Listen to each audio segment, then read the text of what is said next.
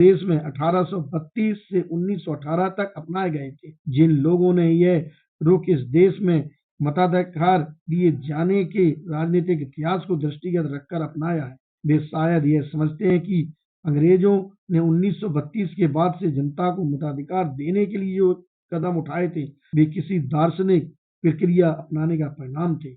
उन्होंने पहले से ही यह निर्णय कर लिया था कि हमें 1832 में समिति संख्या में ही 1832 में सीमित संख्या में ही लोगों को मताधिकार देना चाहिए, क्योंकि अन्यथा ऐसा करना दार्शनिक दृष्टि से गलत होगा।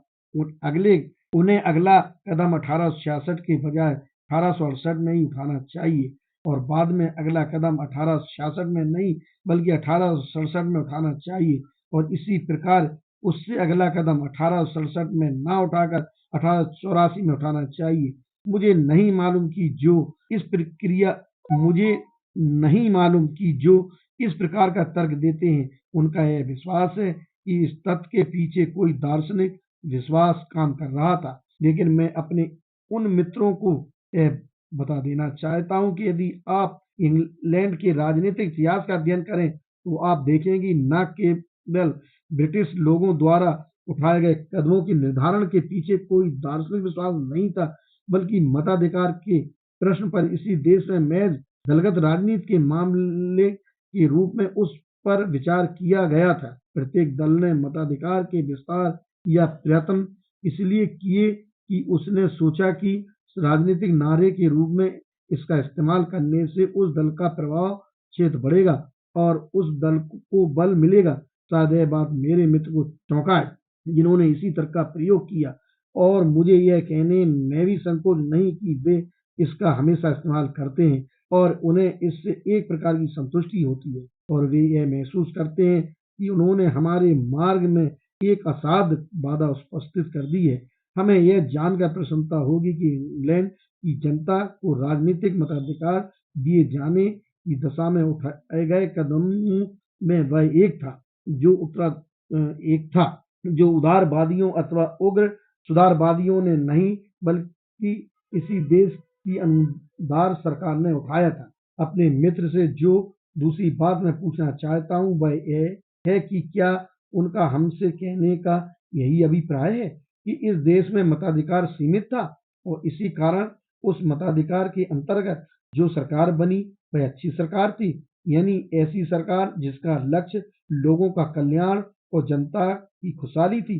या अपनी बात से वह यही निष्कर्ष निकालना चाहते हैं कि मताधिकार सीमित था इसलिए कहीं कोई गड़बड़ नहीं हुई और उस देश में हर एक नागरिक उससे संतुष्ट था? निश्चय ही ऐसा नहीं था। यदि मेरे मित्र लॉर्ड शाफ्टसबरी की जीवनी और इंग्लैंड के सामाजिक और राजनीतिक इतिहास का अध्ययन करें तो उन्हें निश्चित रूप से यह पता चल जाएगा कि अनसुधरी संसद किसी के लिए वरदान सिद्ध नहीं हुई थी।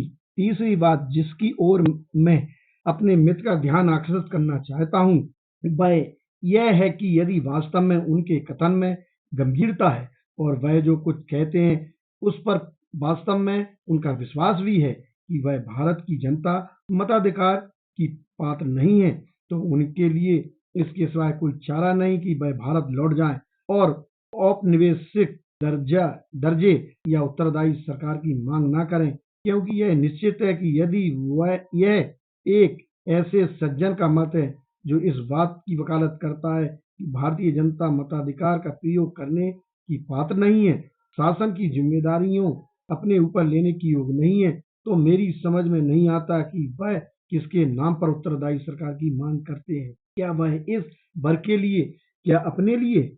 आखिर यह है किसके लिए? मेरी समझ में उत्तरदायी सरकार और औपनिवेशिक दर्जे के पक्ष में केवल एक ही दलील आती है और वह यही मान्यता है जो किसी भी दलील का आधार बनती है कि भारत की जनता सरकार का दायित्व उठाने के लिए सर्वथा योग्य है। यदि मेरे मित्र को यह मानते हैं कि भारत की जनता उस दायित्व का निर्वाह करने के लिए सक्षम नहीं है, तो इससे केवल यही निष्कर्ष निकलता है कि भारत की जनता को ना तो औपनिवेशिक दर्जा दिया जाना चाहिए और ना ही कोई जिम्मेदारी। दूसरा तर्क यह दिया गया है कि यद्यपि वयस्क मताधिकार एक आदर्श हो सकता है, किंतु उससे इस समय लागू नहीं किया जा सकता, क्योंकि हमारे पास उसे कार्य रूप देने के लिए आवश्यक तंत्र मौजूद नहीं है। वैसे तो मेरी इस तर्क के साथ पूरी सहानुभूति है, लेकिन मैं यह बता देना चाहता हूँ, इस मत के विरोध में भी कुछ बातें हैं। आइए यह देखें कि मताधिकार का वास्तव में अर्थ क्या है। जाहिर है कि मताधिकार का अर्थ केवल मत पेटी मात्र नहीं है, ना इससे तात्पर्य मतदान के केंद्र और वहां मतदान अधिकारियों को बैठाने से है। मताधिकार का तात्पर्य उससे कहीं अधिक महत्वपूर्ण बातों से है। महोदय, मेरी समझ में मताधिकार का अर्थ आत्मरक्षा के अधिकार के अलावा और कुछ नहीं है। इसका अर्थ यह है कि आप एक ऐसे विधानमंडल का निर्माण करेंगे जो ऐसे अनेक कानून पारित करेगा जो जनता के जीवन, स्वतंत्रता और संपत्ति को प्रभावित करेंगे। यदि विधानमंडल को इन सर्वाधिक महत्व के मामले में आपके जीवन को प्रभावित करने की वह शक्ति प्राप्त होगी, तो यह निश्चित है कि प्रत्येक व्यक्ति को जो उस विधान से प्रभावित होगा, ऐसे कानूनों के खिलाफ अपने बचाव की शक्ति होनी चाहिए जो हो सकता है उसकी स्वतंत्रता का हनन करते हो, उसके जीवन और उसकी संपत्ति पर आघात करते हो। यह केवल मत पेटी का प्रश्न नहीं है, न ही वह मतदान केंद्रों का प्रश्न है। मुझे इस प्रकारांतर से कहने की अनुमति दें। यदि मैं मताधिकार का सही अर्थ समझता हूँ, तो मैं यह भी जानता हूँ कि यह उन शर्तों के नियमन का अधिकार है जो समाज में सम्मिलित जीवन यापन की शर्तें होती हैं, और यही मताधिकार का सार है। जब आप किसी व्यक्ति को मताधिकार देते हैं, तो उससे आपका मंतव्य यही होता है कि आप उसे उन शर्तों के नियमन का अधिकार प्रदान कर रहे हैं जिनके अनुसार आचरण करके वह समाज में अन्य व्यक्तियों से संबंध रखते हुए जीवन यापन करेगा। अतः मताधिकार का यदि यही अर्थ है, तो जाहिर है कि यह नहीं हो सकता कि आप उच्च वर्गों, जिन्हें बुद्धिजीवी के नाम से पुकारा जाता है, या धनी वर्गों को तो संयोजित जीवन की शर्तों को नियमित करने का अधिकार दे और निम्न वर्गों को उससे वंचित कर दे। उन्हें भी संयोजित जीवन की शर्तों के नियमन का अधिकार मिलना चाहिए। जिस प्रकार यदि एक पूंजीपति को यदि किसी संविधान के तहत इस बात का अधिकार दिया जाता है कि वह संयोजित जीवन की शर्तें श्रमिकों पर लागू करे, तो उसी प्रकार श्रमिकों को भी उन शर्तों के नियमन का अधिकार मिलना चाहिए जिसके अनुसार वह अपने पूंजीपति स्वामी के साथ रह सके। यह एक तरफा सौदा नहीं हो सकता, ना ही इसका एक तरफा सौदा होना चाहिए। यदि आप मताधिकार शब्द का सही अर्थ समझते हैं, तो मुझे लगता है कि मताधिकार कुछ ऐसी चीज है जिसे राज्य के प्रत्येक व्यक्ति का जन्मजात अधिकार माना जाना चाहिए। यदि आप यह समझते हैं कि मताधिकार प्रत्येक पुरुष या स्त्री का जो उसे समझ सकता है जन्मजात अधिकार है, तो आप लोगों ने उस जन्मजात अधिकार को अपने प्रशासन की सुविधा का आश्रित नहीं बना सकते।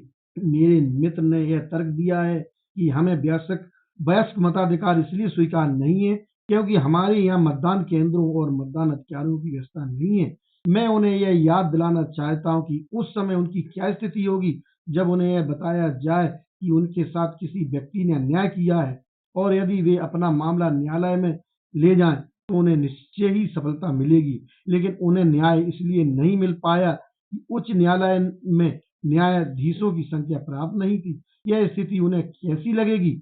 जाहिर है, यदि मताधिकार जन्मजात अधिकार है और यदि उस मताधिकार को व्यवहारिक रूप देने में कुछ प्रशासनिक कठिनाइयां हैं, इसका इलाज यह तो नहीं हो सकता कि मताधिकार दिया ही ना जाए, बल्कि होना तो यह चाहिए कि उसके लिए आवश्यक तंत्र की व्यवस्था की जाए जिससे कि प्रत्येक पुरुष या स्त्री जो उस मताधिकार से लाभान्वित होने के पात्र है उसे कार्य रूप प्रदान कर सकें। महोदय, मुझे लगता है कि मताधिकार देने में जो कठिनाइयां पैदा होती हैं और जिनकी ओर हमारा ध्यान आकर्षित किया गया है, उनके दो भिन्न स्रोत हैं। हमें बताया गया है कि भारत के निर्वाचन क्षेत्र बहुत विस्तृत है, और जैसा कि साइमन कमीशन की रिपोर्ट से जाहिर होता है, उनका स्वरूप बहुत ही विस्मयकारी है। कहा जाता है कि इस समय विद्यमान निर्वाचन क्षेत्रों में यदि निर्वाचकों की संख्या बढ़ा दी जाए, तो समूचा व्यवस्था तंत्र भर भरा कर औंधे मुंह गिर पड़े। मेरा इस सम्मेलन से एक ही निवेदन है कि इस कठिनाई को तो आसानी से दूर किया जा सकता है, और मेरी दृष्टि में उसका यह ही तरीका हो सकता है। मेरे विचार में इस कठिनाई का बड़ा कारण आपकी वर्तमान विधान परिषदों की रचना और संख्या है, वह रचना इतनी ज्यादा सीमित है कि आपके पास इतने बड़े बड़े निर्वाचन क्षेत्र रखने के अलावा कोई विकल्प ही नहीं है। मुझे लगता है कि संख्या की दृष्टि से प्रांतों में विधान मंडलों के सदस्यों की वर्तमान संख्या हास्यास्पद है। तनिक उन आंकड़ों की ओर ध्यान दें। तुलनात्मक दृष्टि से देखा जाए तो मद्रास, बंगाल और संयुक्त प्रांत की जनसंख्या कामोबेश वही है जो फ्रांस, ग्रेट ब्रिटेन और इटली की है। मद्रास की विधान परिषद में 132 सदस्य हैं, बंगाल की विधान परिषद में 140 सदस्य हैं, संयुक्त प्रांत की विधान परिषद में 123 सदस्य हैं। इसके विपरीत फ्रांस के अवर सदन में 626 सदस्य हैं।